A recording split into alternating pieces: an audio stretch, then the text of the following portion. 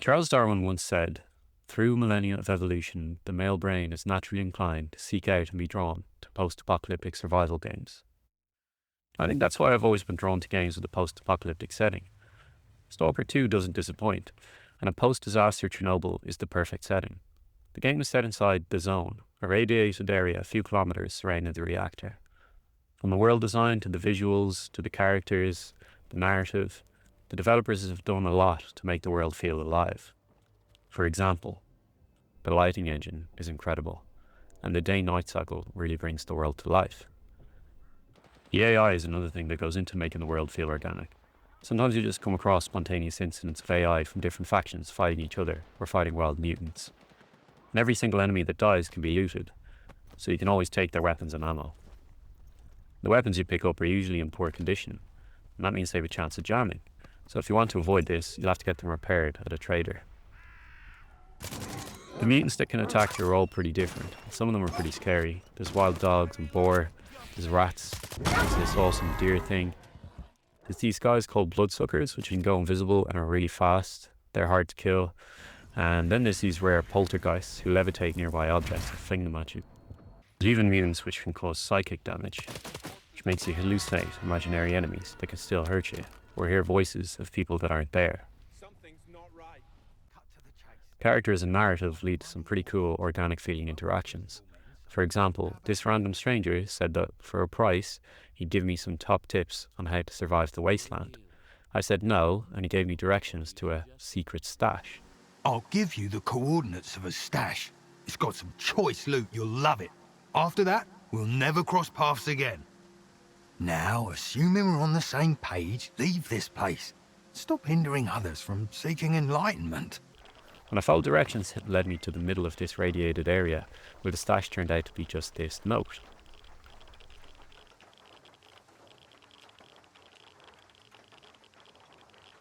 Curious to see what would happen if I'd paid for the advice, I loaded my last save and went back and handed over the money, and he gave me this advice. A pseudo-giant is kind of like a bear, and its eyesight is poor at best. If you run into one, freeze and stay put. It'll think you're part of the scenery and leave you alone, unless you piss it off first. But then, you're gonna need a whole new plan anyway. And this actually turned out to be something genuinely useful, something I don't think I'd have figured out for myself. All these things come together to make the world into a living, immersive, believable experience. Makes me feel like I'm just passing through. But for all the things making the world feel real and believable, there is flaws. Flaws which are constantly reminding me that this is just a video game, and then the suspension of disbelief is ruined.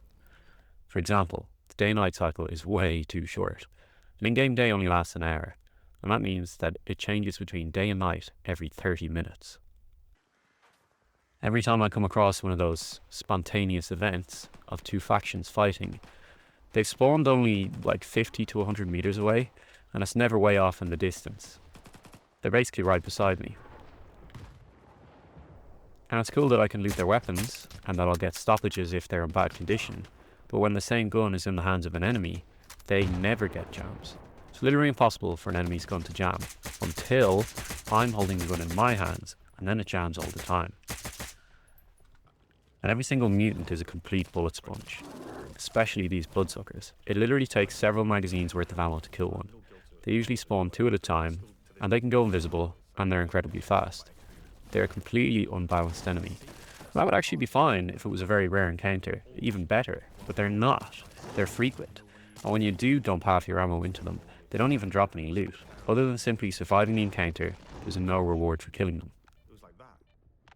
And even though the voice acting is good, it's clear they kind of had like a limited pool of voice actors to pull from. Every few people I talk to has an Irish accent. Actually, the number of Irish people running around Chernobyl in this game is completely disproportionate. Are you here to kill me? I would, if I were you. When push comes to shove, strike first and strike hard.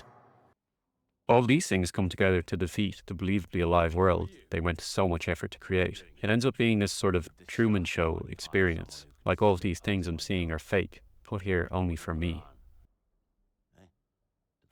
I don't want to shit on the game too hard. There really is lots of good stuff. And actually one of the best things is just how beautiful the world is. Like, check out these anomalies. Anomalies are basically exceptions to the laws of physics. If you get too close to them, they can kill you. Like these gravity ones, they can suck you in. Or this wind one.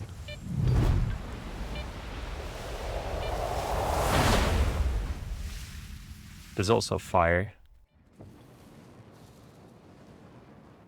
And others. Sometimes you'll even see the AI run into them.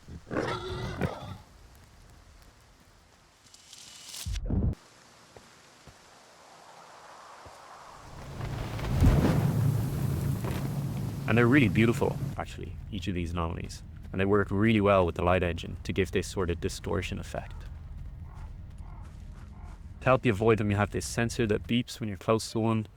I actually wish there was a way to turn it off. It's annoyingly loud, annoyingly persistent. And again, it's one of those things that kind of contributes to ruining the immersion. Sometimes you come across areas where there's very high density of anomalies, or specific, unique anomalies. Like this big orb, which sort of breathes in and out, sucking you in as it breathes in, and then pushing you away as it breathes out. But this field, filled with red poppy flowers, and if you spend too long in it, you can fall asleep. If you explore these, you can usually find an artifact, which is one of these. They can be equipped to give you certain buffs, like increased radiation resistance, or increased carry weight. They come with the penalty of causing radiation damage, which you'll have to mitigate later. Stealth isn't really a mechanic in the game. I mean, technically it's kind of possible, but really you're limited to very specific circumstances, which are kind of few and far between.